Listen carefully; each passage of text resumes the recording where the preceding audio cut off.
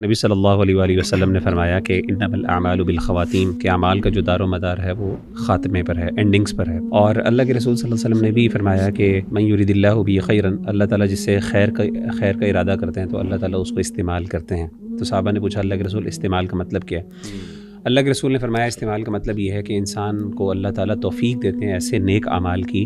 کہ جس پر انسان مداومت اختیار کرتا ہے، اور ایٹ دی اینڈ انسان کا خاتمہ بھی پھر انہی اعمال پر ہوتا ہے۔ تو اس سے پتہ یہ چلا کہ ہمیشہ انسان کو اللہ تعالیٰ سے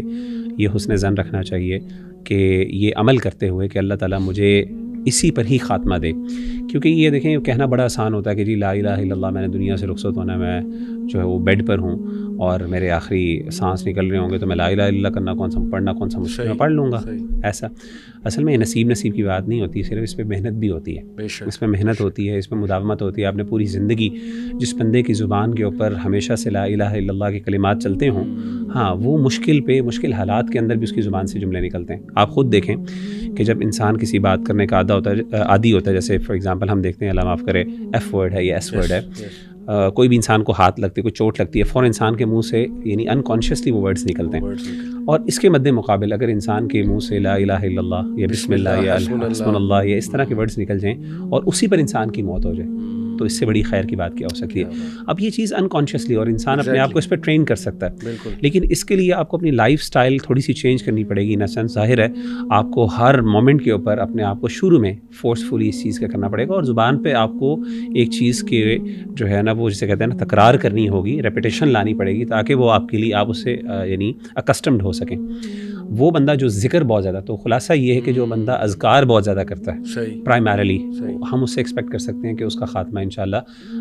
اشہد ان لا الہ الا اللہ یا لا الہ الا اللہ پر ہوگا، اور جس کا خاتمہ اس پر ہو گیا وہ جنتی۔ ٹھیک ہے، ایک چیز علماء بہت ذکر کرتے ہیں، وہ یہ کہتے ہیں کہ اللہ کے بارے میں حسن ظن ضرور رکھنا چاہیے۔ اصل میں جب انسان تکلیف پر ہوتا ہے نا، ایٹ دی اینڈ اکثر کوئی بیماری ہوتی ہے، کوئی پریشانی ہوتی ہے، مثلا اللہ معاف کرے کوئی کینسر ہو گیا، کوئی ایسی مسئلے ہو گئے، تو اس وقت شیطان جو ہے وہ بہت زیادہ فائدہ اٹھاتا ہے۔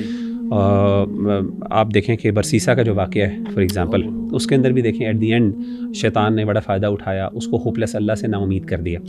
اسی طریقے سے اللہ معاف کرے جو لوگ بیچارے کینسر سے لڑ رہے ہوتے ہیں، وہ تکلیف جو کیمو کی تکلیف ہوتی ہے اور بھی بہت سی چیزوں کی تکلیف ہوتی ہے، تو ایک وقت آتا ہے کہ وہ اللہ تعالیٰ سے بدظن ہو جاتے ہیں۔ اسی طریقے سے جو اولڈ ہومز میں ہوتے ہیں، تو ایسے موقعوں پر علماء کہتے ہیں کہ آخری دنوں میں جب انسان دنیا سے رخصت ہو رہا ہے، اس وقت اللہ کی رحمت پر امید اور اللہ پر ایمان اور تقویٰ جو ہوتا ہے نا، یہ انسان کو بہت بڑی کامیابی عطا کرتا ہے۔ لیکن یہ بڑا مشکل ہوتا ہے اس وقت پہ، ظاہر ہے انسان بڑا ڈی موٹیویٹڈ ہوتا ہے، پین ہوتا ہے، انسان نے پتہ نہیں کتنی دعائیں کرتا ہے اللہ کے سامنے کہ اللہ مجھے اس تکلیف سے نجات دے دے، لیکن حقیقت میں اس کی موت اس میں لکھی ہوتی ہے، اور موت تو انسان کے اختیار میں نہیں، موت اللہ نے جو فیصلہ کیا ہوا ہے وہ آگے پیچھے نہیں ہو سکتی۔ تو حسن ظن علماء کہتے ہیں ون آف دی اسباب، ون آف دی کازز کے جس کے تھرو آپ انشاءاللہ حسن خاتمہ کر سکتے ہیں، وہ کہتے ہیں اللہ پر حسن ظن رکھیں، اور اس بارے میں حدیث بھی ہے انا عند ظن عبدی بھی، میں اپنے بندے کے ظن کے مطابق اس سے ڈیل کرتا ہوں، تو وہ اچھا حسن ظن کرے گا تو اللہ اس کے ساتھ اچھا معاملہ